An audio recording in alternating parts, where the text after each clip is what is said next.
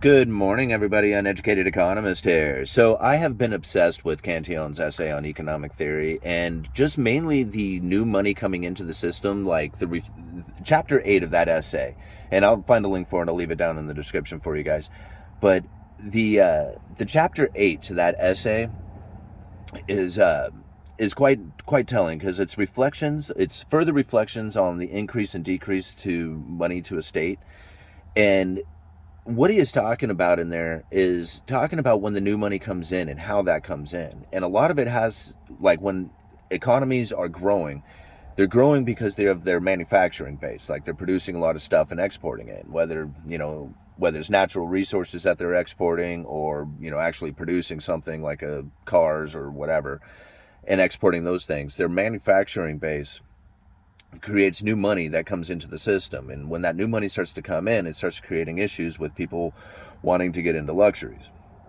Once they get into luxuries, then they start creating an issue in which that they start competing with foreign producers of those luxuries, and they start driving out the domestic manufacturers. And this is the cycle that continues to go. Now, there is no stopping that system. Like once it starts to head on that in that direction, it's going to continue. There's no reversing course. But it seems right now that there is an attempt to try and reverse the effects, or at least to try and slow down the effects of this new money coming into the system and what it can do to the economy, or to that particular region anyway. So if you look over at China right now, China's manufacturing is like in the toilet. It is dropping dramatically. And it's not a surprise when you see what is happening here in the United States, when you see like all these new stuff coming in that people don't want. Like, look at the excess inventory, look at the description. I'm going to leave a bunch of links down in there. Like the liquidators, the liquidating warehouses, the people who buy all the excess merchandise from, or the returned merchandise from stores. These guys are super busy right now because so much inventory, there's so much excess inventory in the system, that it's creating a booming economy for the liquidators out there, dropping prices and trying to move this stuff out. People ask, where's the deflation? That's deflation of prices right there. And you're going to see more of that start to take place as even more stuff starts to come through the system and starts to free up. I mean, really, we still have bottlenecking within the industry, and once that starts to free up, you're going to start finding that a flow of these material is going to go right to the liquidators, because they're the only ones who are going to be really doing any business, considering that they're going to be so overwhelmed with all this inventory coming in. That will eventually come to an end. And when it does, there's no real manufacturing taking place right now to fill that inventory. So what seems like an excess of inventory right now is creating a shortage of new orders. So think about that. Those new orders going to China is not creating a manufacturing that China would normally see, or at least coming off of the great pandemic when there was all this booming economy that was pretty much falsified. I mean, we know that now because of all this new inventory that's coming in. There was a lack of supply due to supply chain breakdown. If that supply chain breakdown hadn't happened, if there was people working at the shipyards and driving trucks and allowed to drive trucks, and all the rest of the supply chain was free to operate like normal, we would probably have never seen the inflation that we had experienced. When you have a lack of availability, people will panic on that and then pay any price to get it.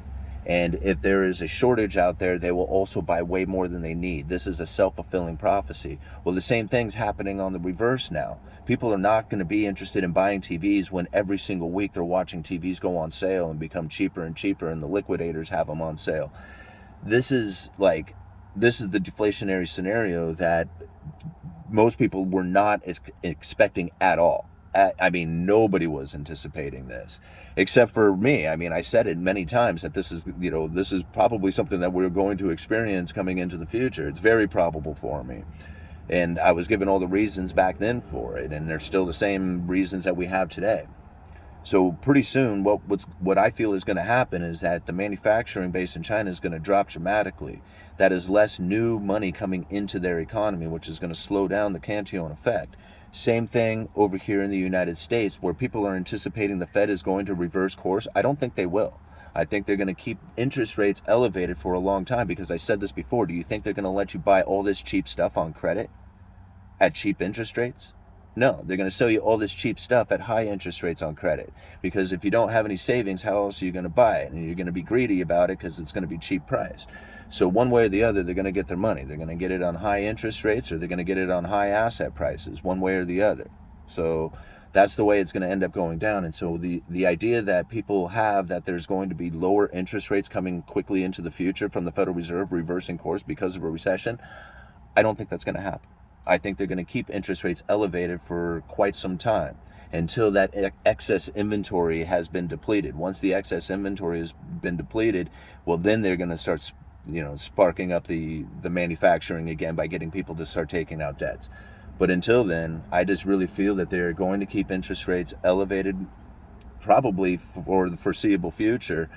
And as far as like the neutral rate coming from the Fed, I said it before that we don't know exactly where neutral is. If we have hit neutral at 2.5% right now, then it's going to take 6 months to a year before we feel the effects of neutral in the economy. Think about what's happening right now and what that neutral effect would feel like in the economy 6 months to a year from now, because that's something to think about.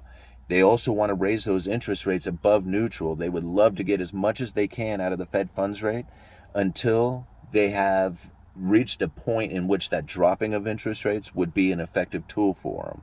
But right now at 2.5%, dropping interest rates to zero from 2.5% will not have a very big impact on the economy.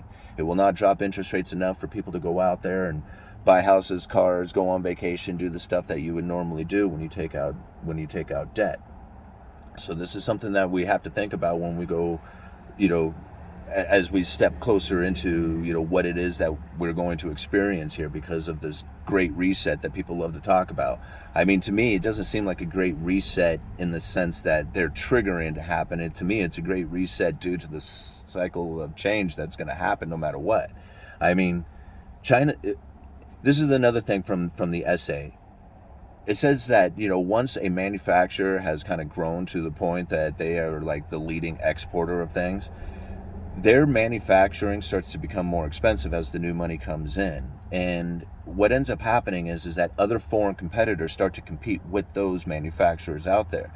So it's funny to me, like, take a look down in the description. I'm going to leave another article down there because I just thought of this, is that Korea has now increased their exports as China has diminished their manufacturing.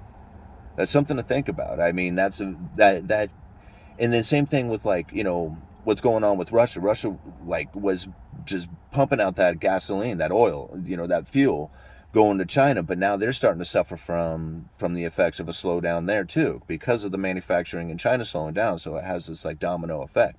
It's going to be contagious. That's the problem with all of this, is that this deflation is going to be... Okay, I'm sorry guys, I'm going to leave it there. I gotta go. You look down in the description. I gotta go into work. Uneducated economist, you let me know.